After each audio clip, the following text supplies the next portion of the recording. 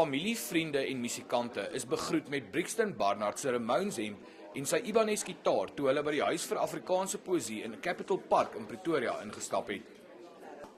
Mense het van heinde en ver gekom om hulle laaste eer aan Barnard te betoon. Sy broer Gerard, wat vir langer as 25 jaar saam met hom musiek gemaak het, het sy broer beskryf as 'n literêre reus in die ondergrondse Afrikaanse musiekbeweging. Ek sou sê, stil bedonderde genius. ja, iemand wat almal om hom aangeraak het. Andries Besuidenhout, een van sy beste vriende en medelid in die orkes, sê hy gaan baie gemis word. Daar's nog baie songs in sy kop gewees en hy het gedink hy gaan nog 'n paar maande hê om daai songs op te neem, om dit uit te haal uit sy kop uit en hy kon nooit nie. Dis een van die grootste tragedies. Daar's 'n wonderskat van Afrikaanse musiek wat saam met hom dood is. Van Barnard se musiekvriende het hulde gebring deur van sy liedjies te sing.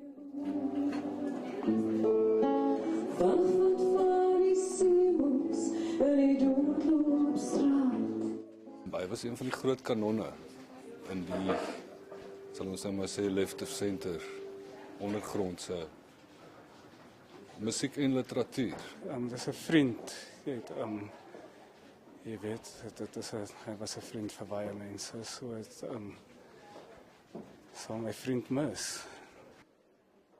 Die musikante het ook meer as R120,000 vir Barnard se mediese onkostes ingesamel omdat hy nie 'n mediese fonds gehad het nie.